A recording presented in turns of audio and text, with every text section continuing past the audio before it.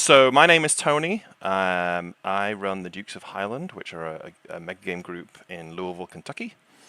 I am a member of the Megagame Coalition. The Megagame Coalition, for those of you who don't know, we are just a bunch of gamers from across North America who just love mega games and want to put on more mega games locally and at some of the big conventions.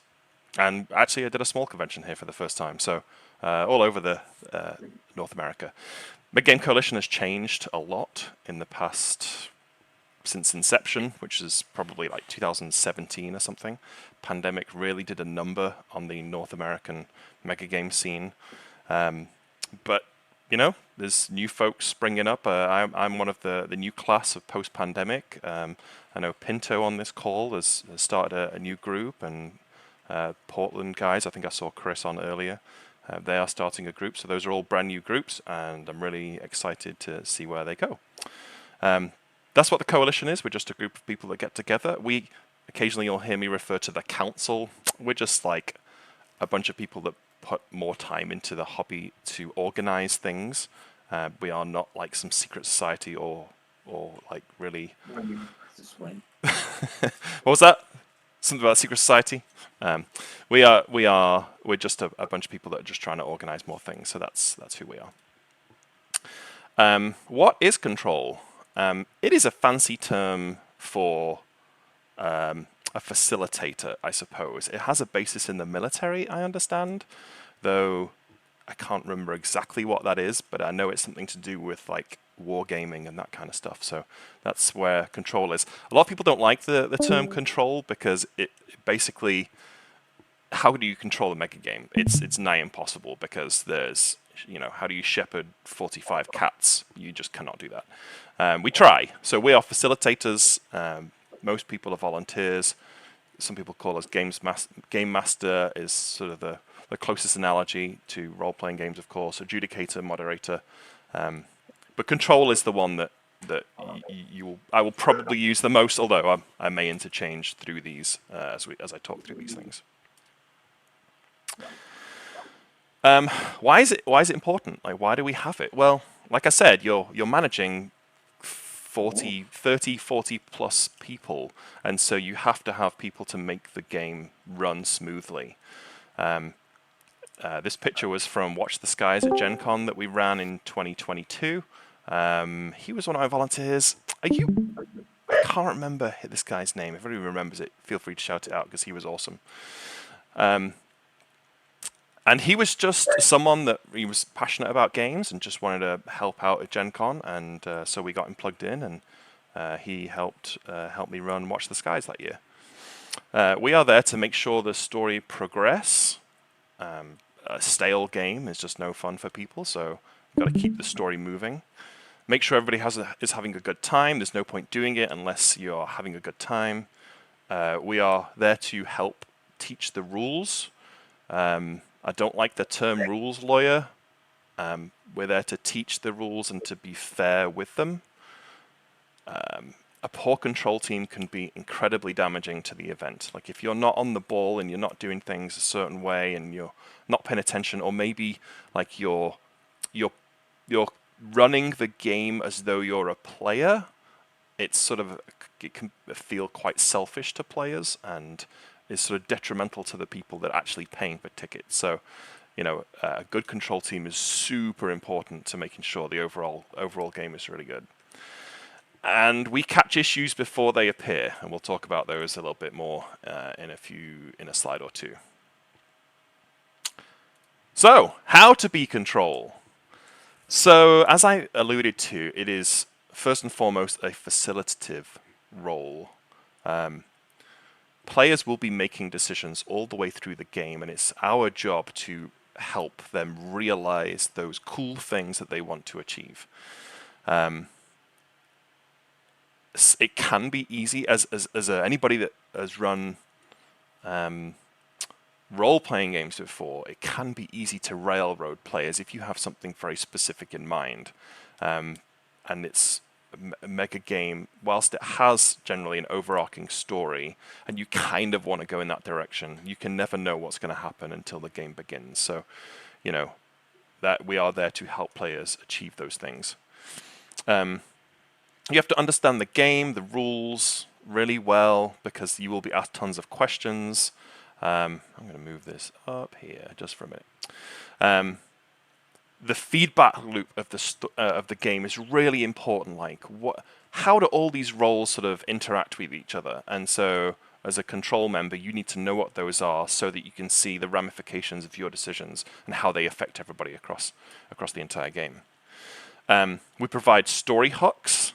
I know that there were players at Deep Haven last year, which was a fantastic game, but I heard of at least one or two players who kind of ran out of things to do. And that's nobody's fault, they achieved everything they wanted to. But it's our job as control to sort of pay attention to those things and be like, hey, you should go talk to this person because they're about to do this and that would be really fun. Or, have you considered going in this direction? Or what does your character sheet say? Or what is your team aiming for right now? And so, and if they're totally, look at you blank, then it's your responsibility to say, how about you do something like this, and push them on their way and sort of get them started in a new story, in a new story arc. It's really important to do sanity checks on players. We'll talk about this a little bit more later, but Mega games are super overwhelming. I think most people on this call have at least played one. So it's really important to do sanity checks and to keep an eye out for those. Keep the game moving. Den of Wolves is the perfect example. Spoiler alert, the wolf attacks are kind of whenever control wants them to be. Shh, don't tell the players. But they are there to give something really cool for all the players to do at the same time. And it progresses the story, and then once the wolf attack is over, then everybody's got to deal with the ramifications from that. And so, you'll have one ship that got an absolute whooping, and so that is then something for the people to rally behind and try and solve that problem. Be consistent with rulings and stories across the entire team. Everyone lives in a bubble in a mega game, and communication's super important between the control team. So communication with those to say, hey, I've set this guy on this course, or this guy came to me and asked about XYZ.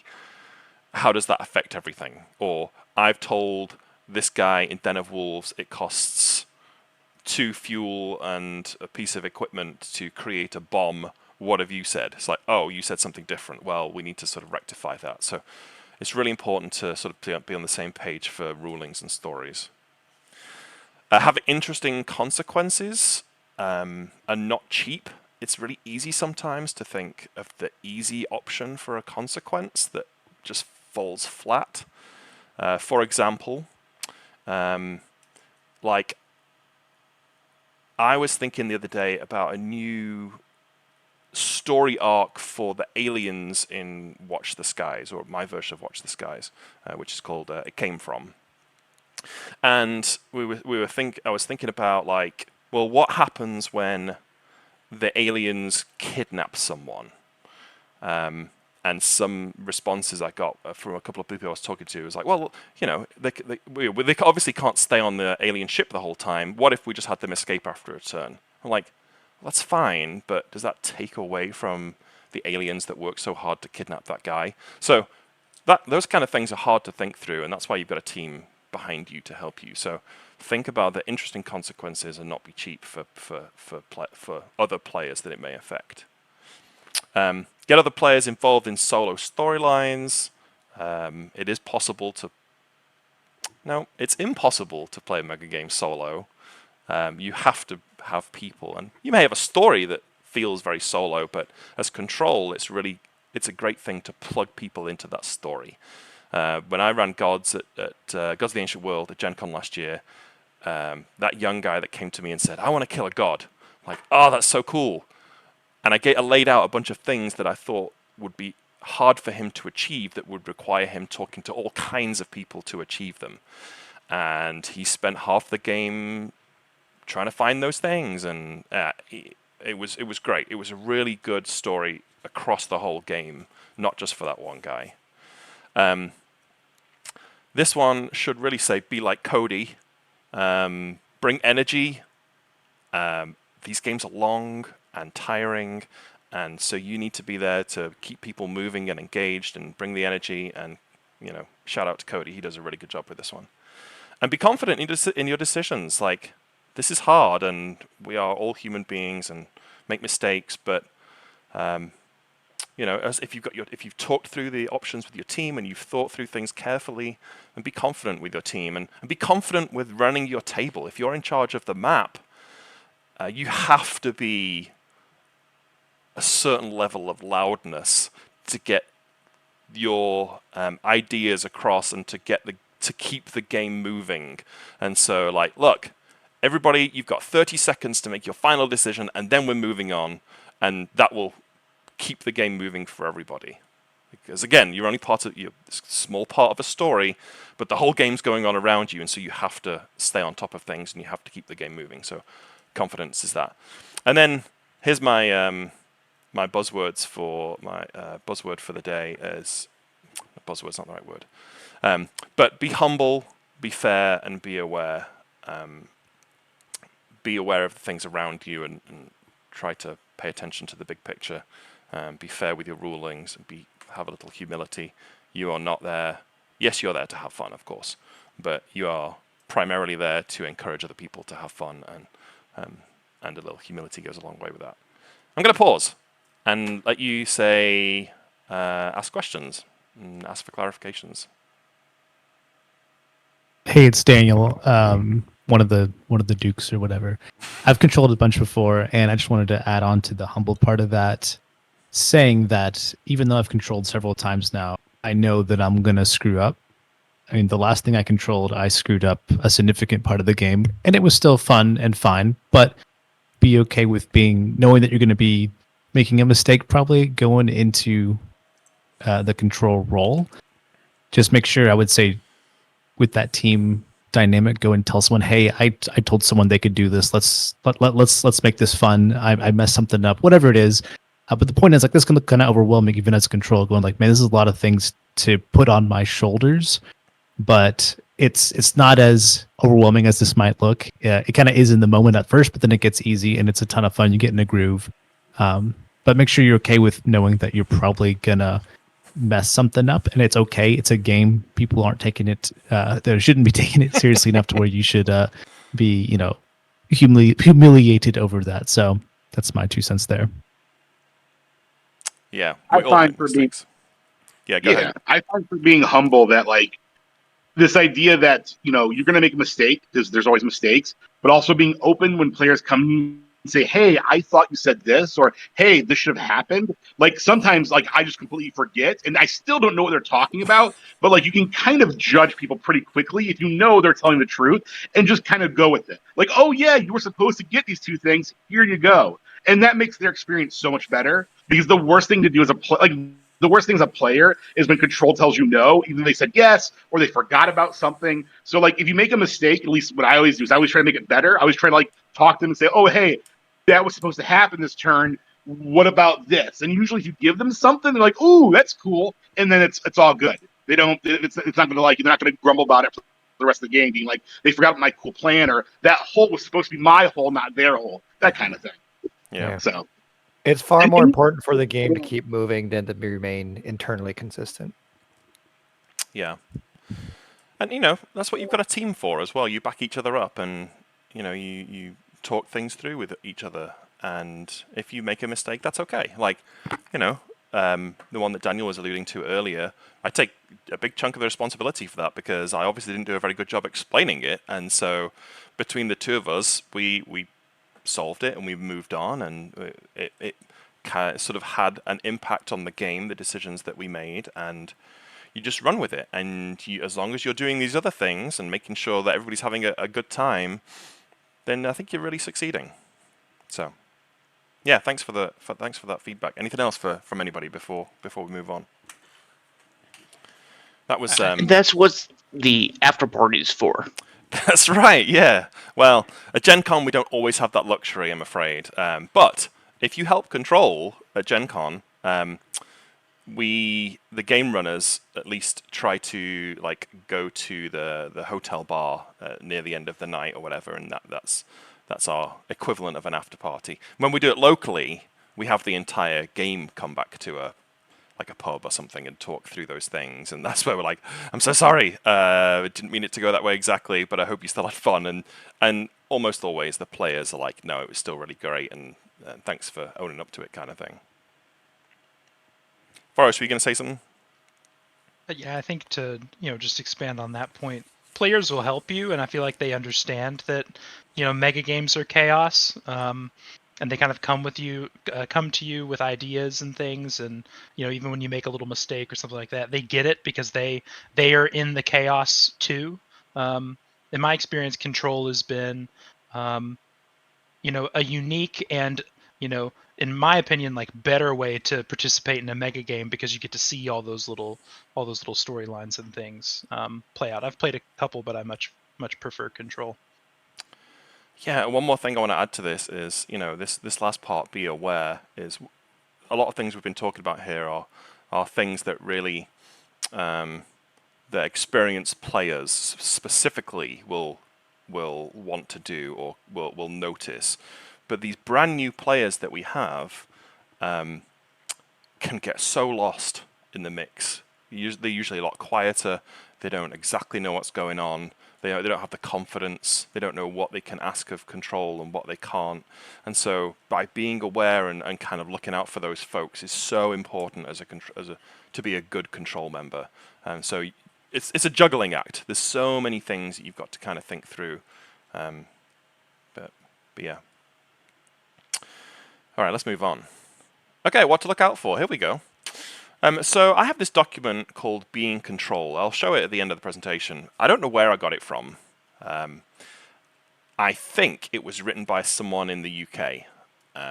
So when I show it later on, someone will have to point it out, help me with the reference, because I'm not sure exactly. But anyway, it has tons of great information in here about the issues that Control will confront, players not read their briefings, players who do decision shopping, they go to different Control members asking the same thing in hopes they get the right answer. Some of that we can alleviate by sort of doing scenario planning before the day. That's what I always try and do as a lead Control, be like, it's really likely that someone's going to come to us asking for a bomb in Den of Wolves. How do we make sure we're on the same page for that one? Pay attention to, player personal conflicts with Control too. We're all human beings doing our best. Sometimes personalities don't mesh, or they got an answer that they didn't like, and so they, take the hump or whatever it is. Unpopular game results, pedantic rule mongers, optimizers. This is a mega game, right? There's a lot of room for interpretation, and we have to be aware of these things. So here's the list that I came up with. Players feeling isolated, I mentioned on the last slide. Players feeling overwhelmed is a continuation of that, or a subset, or somewhere else on the Venn diagram, in that players sometimes it's just so much to do. And, with the kind of folks that are in our hobby, a lot of folks to have like ADHD and anxiety and those kind of things. So being overwhelmed is a very real issue that people will face. And so be aware of those things. You should be able to watch people kind of shutting down or just not participating in ways. Interpersonal conflicts is mentioned over here. That's something that you just sort of have to face on the day and either move people or just give warnings to folks or try and work things through, particularly if it's about rules. Players being rude. I've not had a huge amount of this, so this, luckily. But when I run my games, I just say at the outset, look, here's the code of conduct. If you can't abide by it, you're out. It's as simple as that. But a lot of, it's likely though there's some underlying things going on, so we can sort of dive into that as the scenario arises. But definitely keep an eye out for these things as a Control member. Players being bored, we talked about that a little bit. Lack of decision making. I've probably heard this 100 times from people who have played their first game and they come to me and be like, I would have done this different, or I wish I'd have done this, and blah, blah, blah. It happens all the time. And so if you're a really good control member, I think you're very conscious of this, and you actively encourage it for the first game. It's something I always try to do, but or just just don't know what to do, and that's okay. Just help. I think story will drive people on a lot for this one, and so will team. Most mega games have some kind of team in them, and if you get them actively involved in their team, I think they will have a better time of it and will be able to make those decisions. Or at least their teammate can help them with that and, make it for them. Which brings me on nicely to alpha players. I've definitely seen this a number of times, and it's really tricky. You've got folks that are very confident. They've played tons of mega games. They know how things work inside and out. And so, keep a particular eye on folks that are alpha players and say, hey, I'm glad you're having a really great time, but be aware of XYZ. Or when you're doing these zany things that you're thinking about, make sure you're bringing a lot of people along with you and sort of empower them to be like, a mini control member in a lot of ways. You're sort of bringing them along for the ride. So I'm going to move on to the next one before I pause again. Here's some more stuff from Being Control. Oh, look, everyone on this picture's in the meeting. That's Daniel. That's Forrest. That's me. There's Scott. This was Watch the Skies last year, 2022 at Gen Con as well. Lack of involvement on the part of a player might indicate one of the following: out of their depth for new experienced players. The game role is not holding their attention. It could be a design flaw. Or it could be that when they did the initial survey to say the role selection survey, that they just didn't quite understand the role, or it wasn't clear, or whatever it was, and they've just picked the wrong role. Those kind of things are easy enough as long as we can spot them. We're going to play Deep Haven here in a few weeks. That one's super easy. If you're in the wrong guild and you've run out of things to do, great. Here you go. You're now in a new guild. We can work through which one that is. It's super easy to add you into that group. We introduce you to everyone on that team.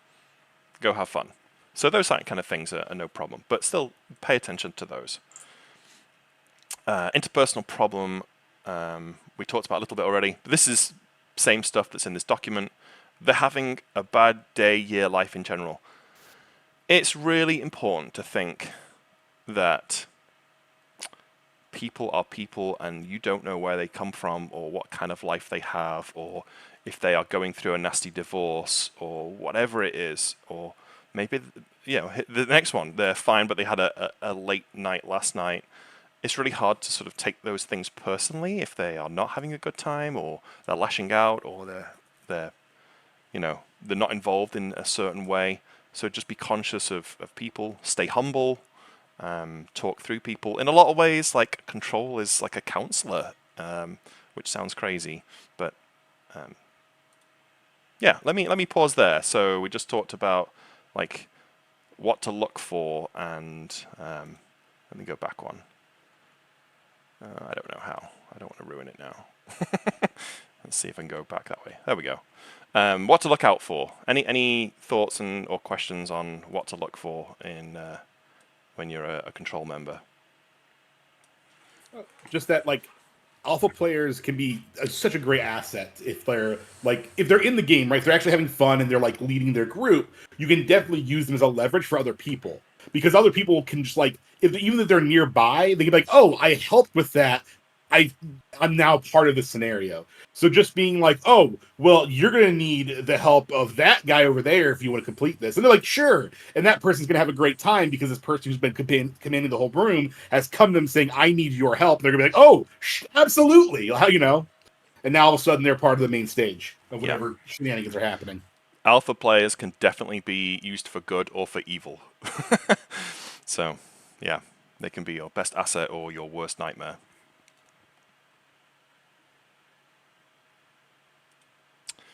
Alex.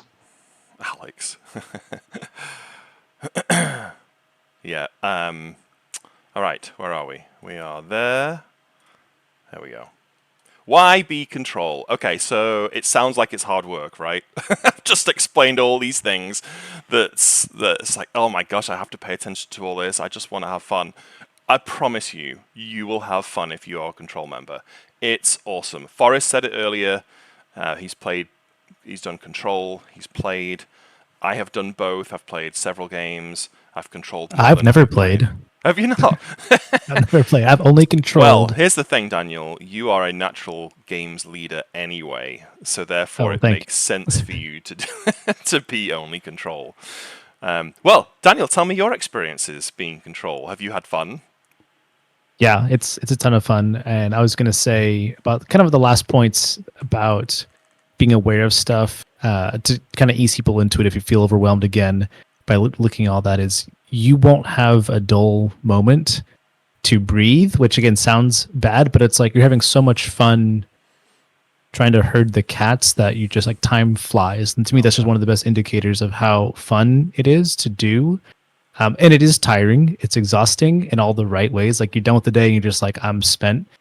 But you spent the time helping people have fun. And to me, that's the most fulfilling part. That's why I like being a games leader or whatever, is because I like people to make sure they have a good time. And you'll fail at that, like we've talked about and all that. Anyway, Yeah. it's a ton of fun. I've seen the players and how they play and how much fun that is too. I think I'm with Forrest, so it's cool to see the kind of the behind the scenes stories and get a hand in, slightly pushing things one way or the other, and making sure people have a good time, and getting to inject your own ideas into. People can ask you like, what can I do this thing? And it's really fun to just say, yeah, I don't know how to do that yet, but we're going to figure it out. I'll be right back. I'd recommend on a tactical note, not tactical, like a practical note, to really make notes as you go. Like I was on my phone, my notes, and I was just, because I would forget about stuff. Like, you want to do this? Great. What's your name? You want to build a bomb? Great. I'll be back eventually. Don't let me Yeah. forget, but I got it written down at least. So it's super, super awesome though. One of the things I do as a lead is I always provide a whiteboard that is only for control, and so particularly in something like Den of Wolves where you've got traitors in the game and they are coming up with things, and it's hard to keep tabs of all the things they do because the traitor can't just march up to a control member and just state what they want to do. They've got it. They're trying to be much more subtle, and so they may catch the eye of a control member, and then the next turn they catch an eye of a different control member. So you have to be on the same page, which is why if you're running a game like Pinto, I know you are going to be running games.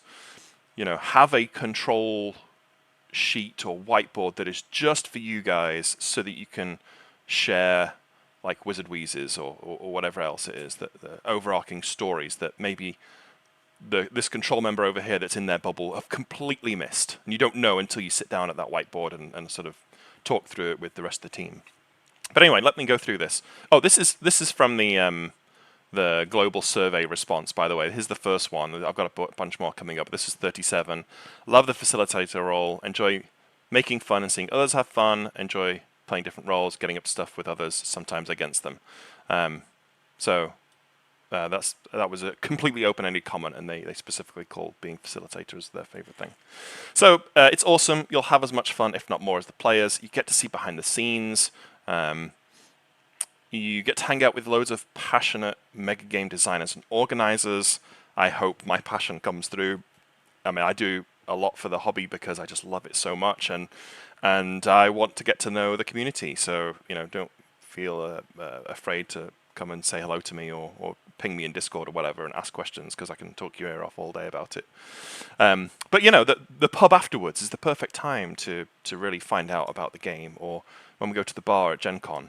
So that's one of the perks of being a volunteer, is you kind of get like prime access or whatever it is. I'm going to know your name at least because we've worked together on some games. So you'll empathize with control in games where you're a player.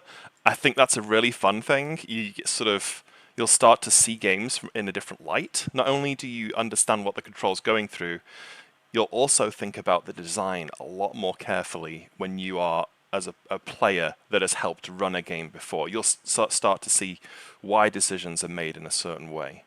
Hey, you don't have to pay for an event ticket if you're a Control member. Like, we're desperate for you guys to come help us, and yeah, you'll get to, like, in quotes, play without paying, and it's one of the few times that'll happen. There are other financial rewards, particularly at Gen Con. I'll talk about those in a little bit. Or sometimes game runners will give you goodies. I always provide lunch and snacks for my players. And, you know, if this is the first time you've done this, you will be the new eyes for the game runners and designers. Like, we're desperate to find out, to make our games better. And we want people who are not in the, in quotes, in crowd. There is no in crowd, by the way.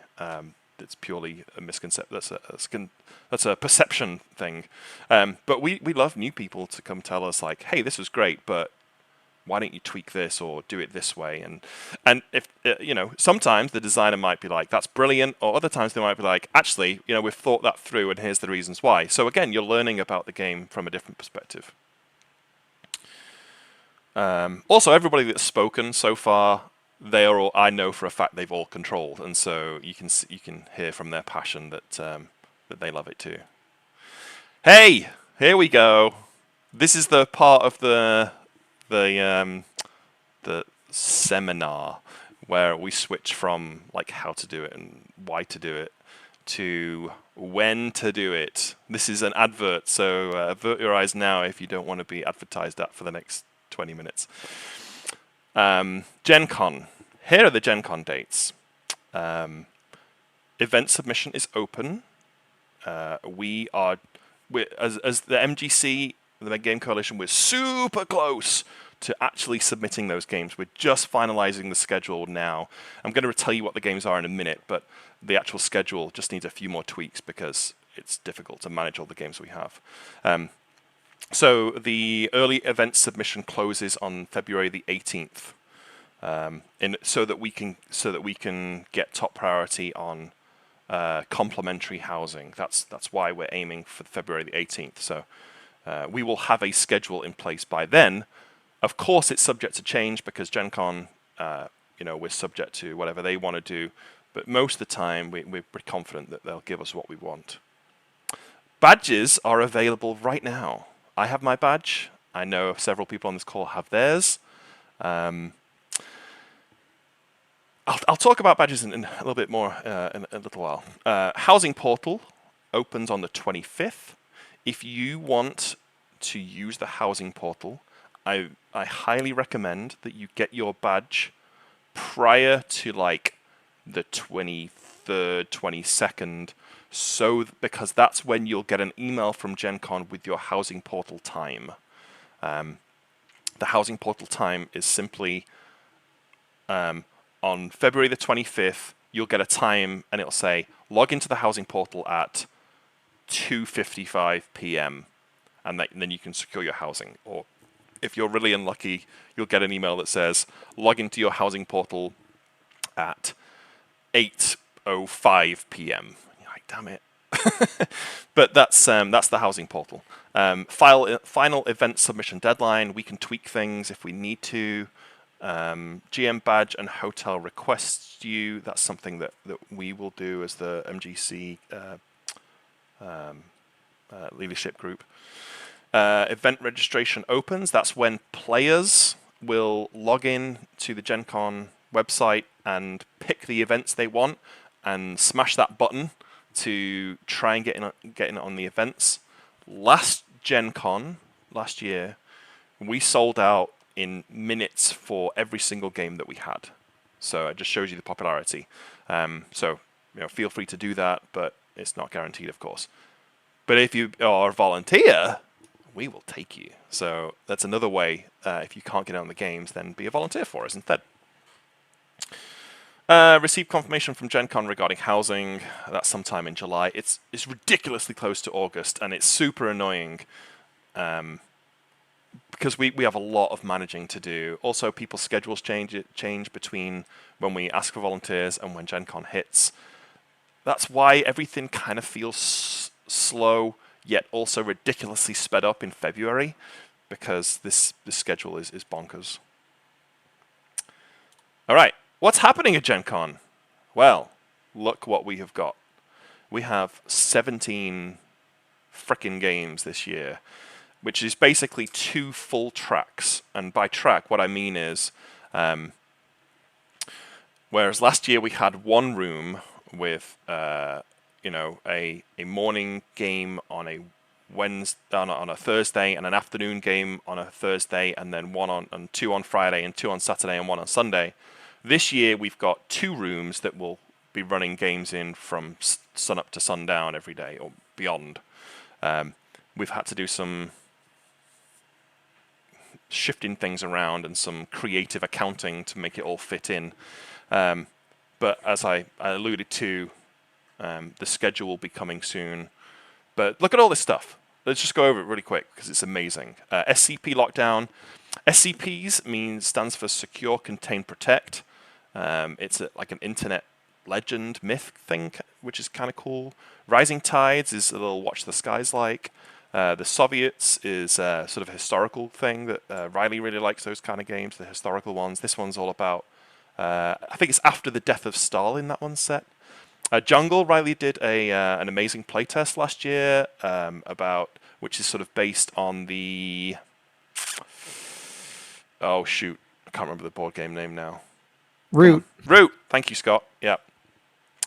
Touched by Darkness, Ben has taken Den of Wolves, has changed the theme, and is trying to make it better in every way. He's got the permission of the original designer for Den of Wolves, so this is a sort of Den of Wolves style game.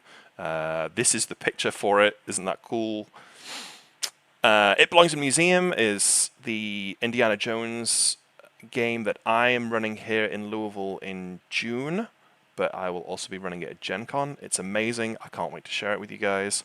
It Came from the Skies is my version of Watch the Skies. I can't use that language anymore because we've veered too far away from the original source material, but it will still feel like Watch the Skies in many ways.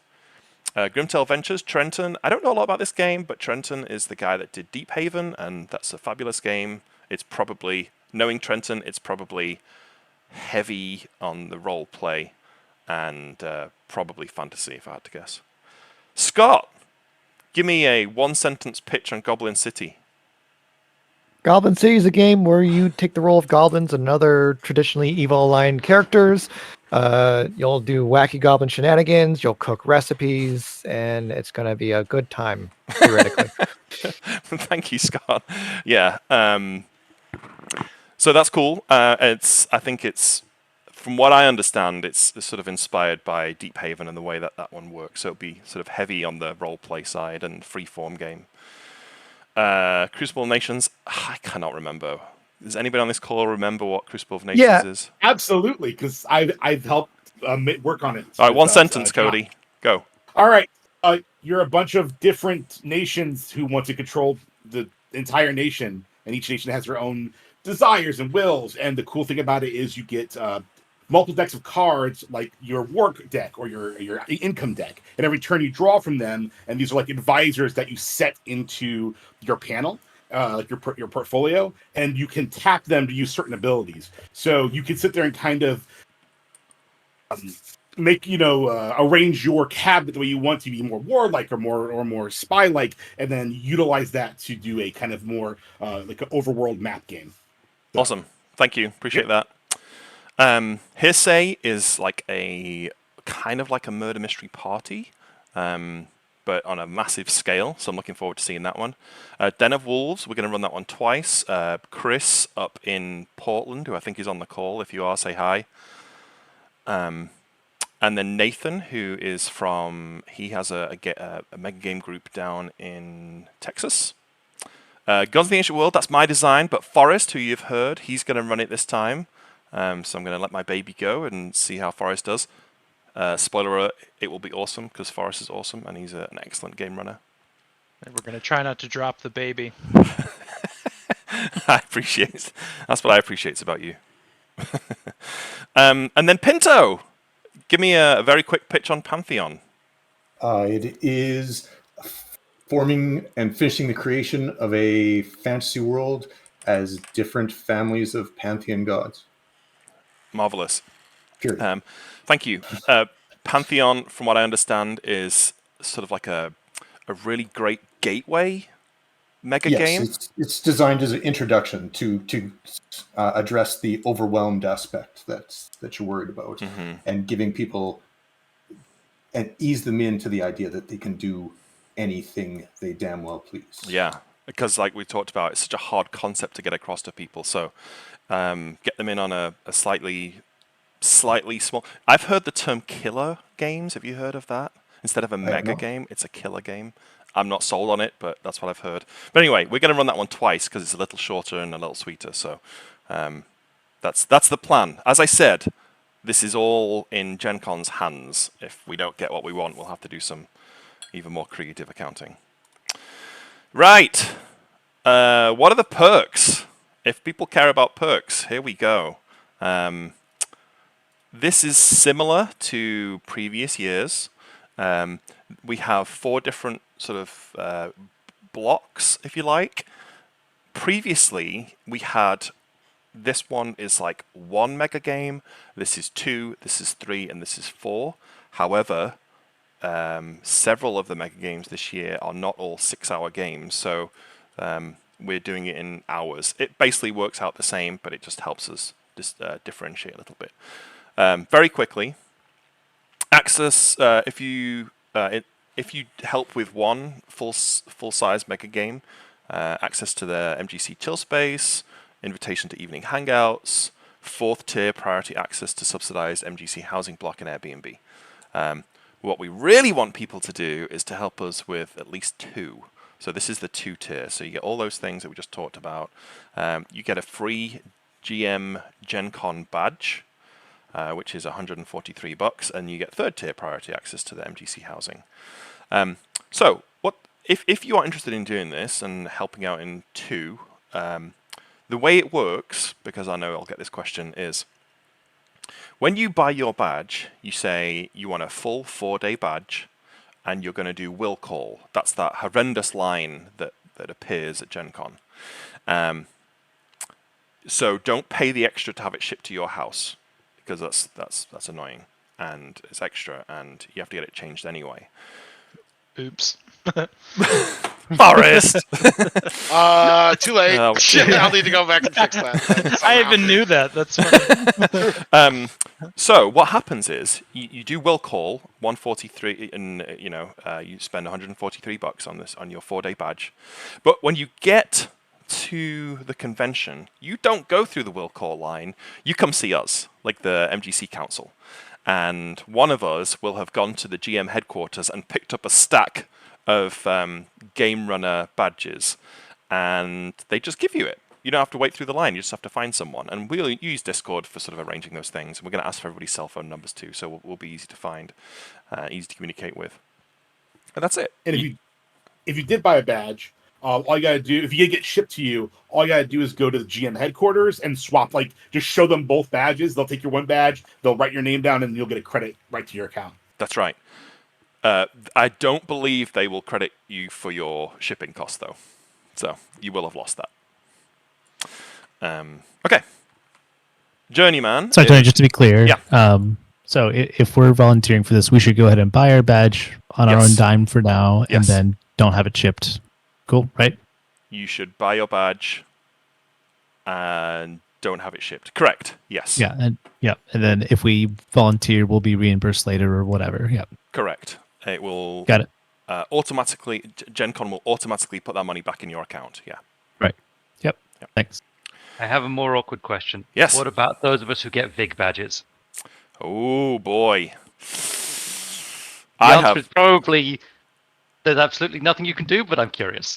That is a great question. I don't know the answer. I'm also going to guess there's nothing we can do. What was the question? What about those of us who have VIG badges? Very important gamer badges. That's Michelle, by the way. Hi, Michelle. Thanks for jumping on. It's like you never want to not get one, because the only way to get in next year is to have got one this year. So. I don't know. I'll take that as a follow-up. Yeah. Okay. Yeah, good question. Cheers. I'm not sure we've had that question before. It's ever happened, so that'll be interesting to find out. Okay, so this is the Journeyman or the 3 full Megagame tier. All previous tier rewards plus a housing reimbursement of $150 post convention. So yes, you're a volunteer, but we're paying you $150 to, in quotes, go towards your housing. But if you're someone like Tim who lives in Indy, then you just get $150 in your pocket. But that's what it's for. And you get second tier priority access to subsidized MGC housing block and Airbnb. And then if you help with 4, then you get 2 times that housing reimbursement, $300, and first tier access to subsidized MGC housing block and Airbnb. Now, whilst we do everything we can to get complimentary hotels, and we have already reserved an Airbnb, and we have asked game organizers to help us with the housing portal and that kind of stuff.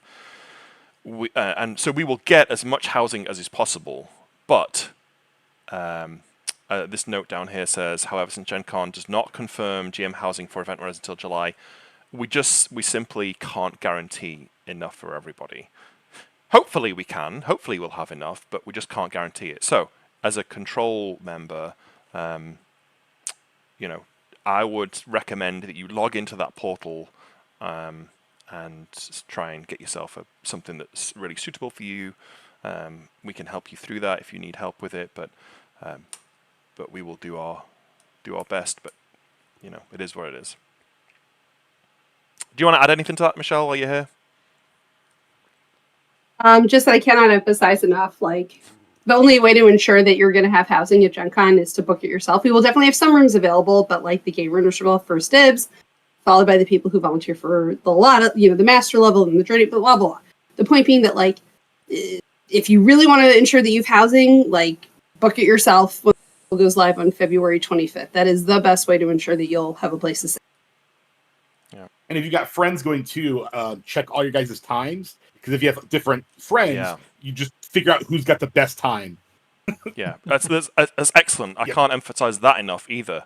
If there's 4 of you going and you're all planning on staying in the same room, all 4 of you should be getting an email and checking for that time. And the person with the best time, that's the person that logs in and grabs the best hotel room. Now, if 2 of you buy your badges together. If you're a couple, buy your badges separately because you only get 1 housing code for every 2 people. If you each buy separately, though, you each get a housing code. Interesting. Yep. Okay. In the slim chance that the 4 of you get 2 amazing times, go ahead and book that second one.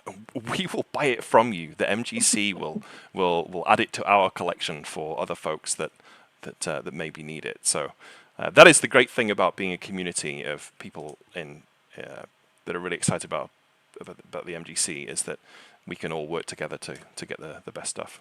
So, is it safe to assume that all reimbursements like that for buying hotel rooms and things happen after Gen Con? Yeah, great question, and that's exactly what it is.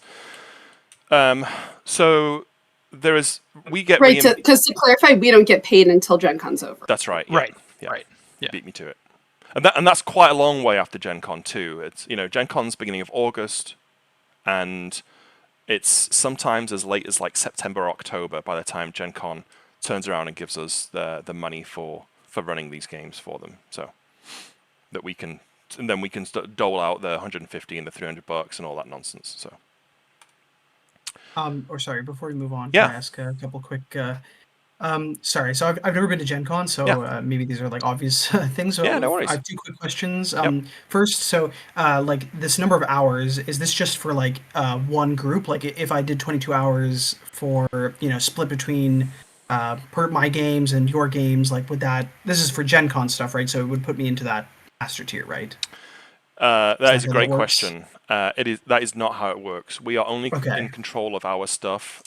We don't partner with other groups in any way, purely because we are a collective of mega gamers, and that's kind of our shtick, and we don't know what's happening outside of our group. We don't have any control over that, and so we just focus on this stuff. And if you volunteer elsewhere, good for you, but we can't really use that in any way in our calculations. Okay. I wasn't sure. And just one more question. Yeah. So, like, how many hours, like if just for example, I went and I just volunteered for every hour of Gen Con, like how many hours would that be? Like what fraction of the con is 22 hours versus 15 hours? Oh, it's another great question. Okay, so we don't really encourage people to volunteer for more than one game a day. We don't want people burning themselves out, so you'd be limited by that. Okay. Now, I would imagine some other companies will let you volunteer from start to finish every day, especially someone like Asmodee or these game publishers. But you're in the con floor and you're working almost like a job, right? We don't do that. As Michelle said, we really don't want people to help with more than 4 games because it's exhausting, right? As you've heard, it's a lot of work. It's great fun, but you just get burnt out. Honestly, I'm not sure I would ever do more than 3 personally. But I know Scott, he wants to. Scott and Cody, they both want to sign up to as many as possible. And we're like, look, guys, I appreciate that, but maybe help out in different ways. I was gonna say, you guys can't stop me. Even if I have to wear a mustache and pretend to be someone else, I'm gonna be in that. Well, room. Scott, I'm sorry, we can't move you past the master, though. That's where you're gonna get stuck. Fine. I just assumed it's like programming; it loops back over, and then suddenly I'm just a recruit. There you go. Yeah, that's right. Yeah. No, great questions. Yeah, please keep going. Yeah, just so 3 games would put you into the journeyman category, right? Because it's 6 hours per game. The typical games are 6 hours, yeah. But as I said, like Pinto's game, Pantheon, and Hearsay, they are 3-4 hours. We've got some 5-hour games. That's why we've got these hours. Most of them are 6, but some of them are a little less. Well, the number will we're going to finalize, iron out kind of, especially based on what survey responses we get tonight, what exactly the hour breaks are. Are we including setup and teardown, that kind of thing. So the numbers are slightly subject to change, but more or less they translate into 1, 2, 3, 4 games. Again, knowing that some games are 3 hours, some games are 6 hours, blah blah blah. Yeah. Okay, great. Thank you for all your answers. I'm really looking forward to helping and everything. Yep. Oh yeah, no worries. Yeah, got any more questions for us? Well, that's what we're here for. Oh, I think that's it for now. Yeah. Okay. Well, and to add on that too, usually if it's a 6-hour game, generally speaking, most runners want you there an hour early to help set up, or at least have a briefing. So by 6 hour, I mean 8 hour, right? Yes. Yeah. Hour before and hour after, I think is most what people really want. Then after that, you can stay as long as you want, usually to hang out or help clean up, or you come earlier if you want to chill. The space is really, well, I don't know about the space this year, but usually the space is really cool that we get. So Okay, grab your phones, take a picture of this QR code, go fill out surveys. We will post this in our Discord server either now or very shortly afterwards, and let us know if you're interested. What we haven't put on here is the specific games. We're not asking people to sign up to the specific games yet because we're just so far out and things are subject to change, particularly the schedule, as I've mentioned already. So we're not going to be asking you for game preferences yet, but if when we get to that point, if I know that Pinto is bringing 2 of his friends down from Canada Land and they all want to play games together, we're going to make that happen. More than likely. So all we want is just to put on really great events. That's all. We're not here for any other reason than that. So we're certainly not here to make money. We're here to just put on great events for people, and we will try and accommodate you wherever we can. If you have specific needs that we haven't talked through today, we'll try and accommodate those too. If you have trouble with, if you have visual impairment, or you're in a wheelchair or something, we can help you with those things and find the right position for you. And folks like myself and Michelle and Riley and Trenton and now that Pinto and Forrest are on board and Chris and Scott, these are all amazing people, right? And so we're super easy to talk to, and we're just excited for you guys to want to help us with these games because we're excited to run them, but we can't do them without help. So, hey Tony. Yes. Can you put up the game list slide again? Yeah, there you go. Can you drop that link in the chat? Yeah, Michelle, would you mind? Do you have access to do that right now, or do you want me to? I can do it afterwards if you don't. Yeah. But yes, yeah, I just definitely will. Yeah, let me see if I can dig it up. Okay. Also, please post the slide deck itself. Absolutely, yeah. And I'm recording this now, so I'll put this on my website anyway after this, sometime in the next few days. You got any questions on this, Pinto? No, sir. Are you just taking a picture of it so you can show your friends? Yes. Yep. Okay. Here's some additional resources for you. Again, these will all be made available, but these are from the Megagame Assembly blog, thoughts on the plot control. This isn't something that most people do over here. It's a very specific role that is designed to create story and move people along in the story. Whilst most people don't do that over here, I will tell you there's lots of good information in here about control in general, so that's a good one. Being a control player is another good one. This is the control guide I alluded to earlier. I'll show you that in a minute. I've also put it on my website, and these are the survey comments that I've shown, and I'll post all these later. But here's some more comments if you want to read those while we're still having a conversation. You can. You know, just look at these. I think Megagames are fun, but they're really draining. These are just random people from all around the world have written these about completely that were in part of the survey, but it was the open question. So it was people could write whatever they wanted, and this is what they said. So most Megagames, there's a point where my activity drops to about 0. I'm tired. I've achieved my goals. You know, we can help with that kind of stuff. What factors might put someone off attending? Poor admin, game organization, perceived compulsory requirement to dress up, etc., etc. I think these are really interesting just to read and get an idea of, just so that you know where people's heads are that have played Megagames before and will make us better control members. This one I disagree with completely, but I just wanted to show you because I think it's so interesting that this is what players think happens. Control and organizers are awesome and important, but there's a weird game theory dilemma here where competent controls to make everything smooth and fun are needed, but to get there you need to forego that very fun that is being achieved. Boy, I hope this guy gets a chance to play his control because I just disagree with it so much. It's so much fun. It's wild because you're like, oh, you know everything that's going on. Even with like a whiteboard, you don't. And so even as a control player, something could happen right next to you. They're like, I'm sorry, what? Like you're also looking and staring as all the players like, what's happening? And you're like, I don't know. But there's a dragon here now. We'll deal. We'll deal with it. Yeah. We'll deal with it. I feel like really good games should make sure that their controllers are having fun. Mm-hmm. Yeah. Okay, any more? We're at an hour, just about an hour. Any more questions before I end this? And I'm going to be around to talk for a lot longer, but I'll stop the recording here in a minute. Any more questions or comments? Anything specific on Gen Con or perks or anything like that? All the people are super cool. I've met some pretty long-term friends through this group. Yeah. Yeah. I mean, what I haven't said in here, which were written down elsewhere, is just, the stuff I've already talked about. These things, because it's awesome and you get to see behind the scenes. Like, that's the perk of any of these tiers, is you'll have a great time doing it.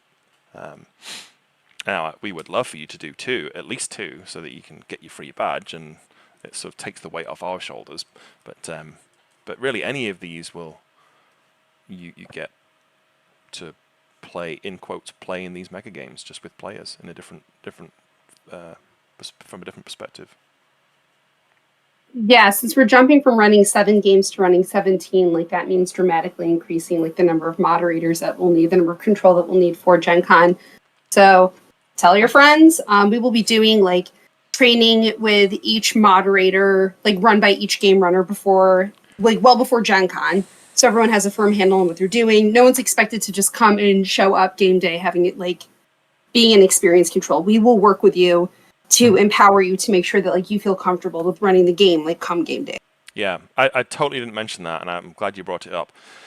Each each lead organizer, each lead game runner, will generally run some kind of training for their team in the few weeks leading up to Gen Con.